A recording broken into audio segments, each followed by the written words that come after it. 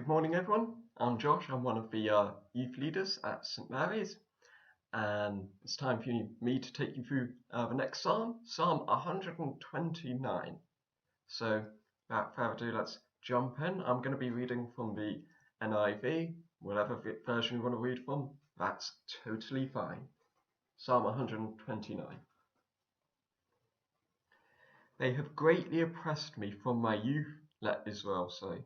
They have greatly oppressed me from my youth, but they have not gained the victory over me. Ploughmen have ploughed my back and made their furrows long, but the Lord is righteous. He has cut me free from the cords of the wicked. May all who hate Zion be turned back in shame. May they be like grass on the roof, which withers before it can grow. A reaper cannot fill his hand with it, nor one who gathers fill his arms. May those who pass by not say to them, "The blessing of the Lord be on you." We bless you in the name of the Lord. Psalm 129. It's a great short little psalm, and it's got two halves. The first half is talking about Israel, and the second half talking about those who hate Zion, those with God and those against God. And as I was reading and preparing for it, it reminded me actually a little of the Two Ways to Live booklet that were all the rage in youth groups when I was a teenager. I have no idea if they're still around. I imagine there's a few of them kicking about. And they did a really excellent job of basically showing there's a choice we all face. Do we follow God or do we not? It was great, it was simple, it was clear, but often life doesn't feel that clear cut. And this psalm presents that choice in that sort of light.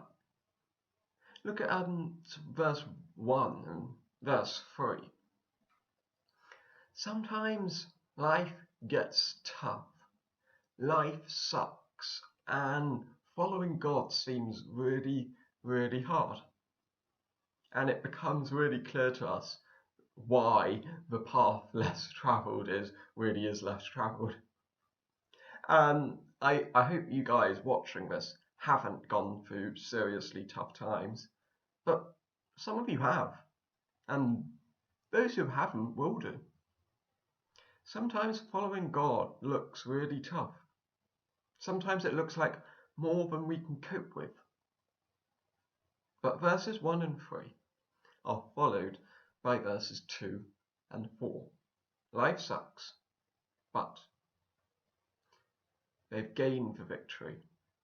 But God has cut me free. When we face unimaginably hard times, no, we're not at the end of the story. See, the writer of this psalm has evidently gone through a huge amount of suffering, but has come through. And writes this psalm speaking to people and saying, God has brought me through it. God has rescued me. And it speaks to us today, to you now, that no matter what you go through, no matter how hard life might look like at times, God will bring you through. Evil and suffering will not win. And we know what the writer didn't know, is that God has rescued us completely, forever, through Jesus. We know where our path is headed, even if we can't always see the road that's going to take us there. So let's move on to the second half.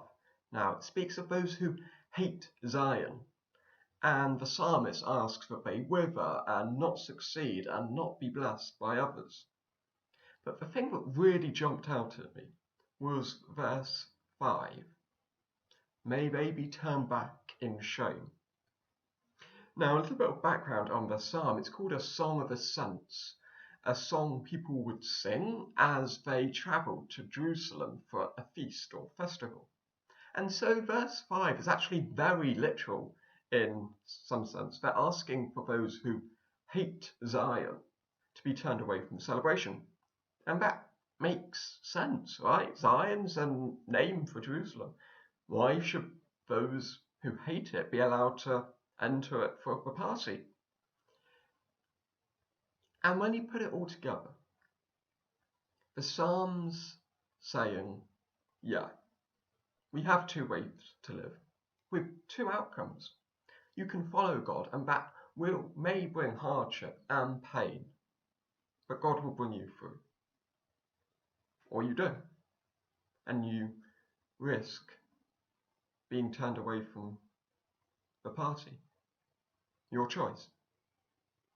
See, no matter how tough or hard sometimes God's way looks, He knows what's best for you. He loves you and wants to be with you in a feast that lasts forever. It's a psalm of two halves, it's a choice of two outcomes. That's Psalm 129. Have a great day.